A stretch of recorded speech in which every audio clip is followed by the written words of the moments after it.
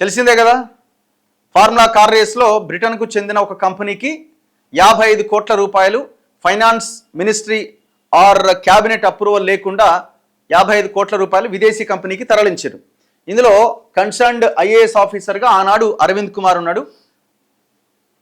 దీనికి సంబంధించిన ఉత్తర్వులు ఇవన్నీ జారీ చేసింది ఆయన బిఎల్ఎన్ రెడ్డి అనే ఒక చీఫ్ ఇంజనీరు. ఎవరి ఆదేశాల మేరకంటే కేటీఆర్ ఆదేశాల మేరకి. ఈయన గతంలోనే చెప్పినట్టున్నాడు, కేటీఆర్ ఆదేశాలతో నేను చేయడం జరిగింది, నాకేం సంబంధం లేదు అని. ఇప్పుడు ఇవాళ మళ్ళీ విచారణకు పిలుస్తున్నారట. గురువారం విచారణకు హాజరు కావాలంటూ సీనియర్ ఐఏఎస్ అధికారి అరవింద్ కుమార్కు నోటీసులు జారీ చేసింది.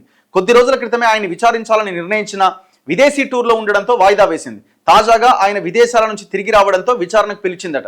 యాక్చువల్గా ఈయన విషయంలో ఏంటి అంటే, ఈయన ఎక్కడి నుంచి ఆదేశాలు తీసుకున్నాడంటే కేటీఆర్ నుంచి. కేటీఆర్ ఈయనతో మాట్లాడింది ఆయన వాట్సాప్లో చేసిన చాట్, ఇది చాలా కీలకం. అందుకే లాస్ట్ టైం కేటీఆర్ ఇన్వెస్టిగేషన్ చేసిన టైంలో కేటీఆర్ మీ ఫోన్లు తీసుకురండి నెక్స్ట్ విచారణకు వచ్చేసరికి అని చెప్పిండు. కానీ ఆయన నా ఫోన్లు ఏదో పోయినాయా లేకపోతే ఇంకేదైందో, నా ఫోన్ నా దగ్గర లేదని ఏదో చెప్పిండు. అరవింద్ కుమార్ అంతకు ముందు జరిపిన విచారణలోనే కేటీఆర్ ఆదేశాల మేరకు నేను ఇది చేయడం జరిగింది, నాకు సంబంధం లేదు అని చెప్పిండు.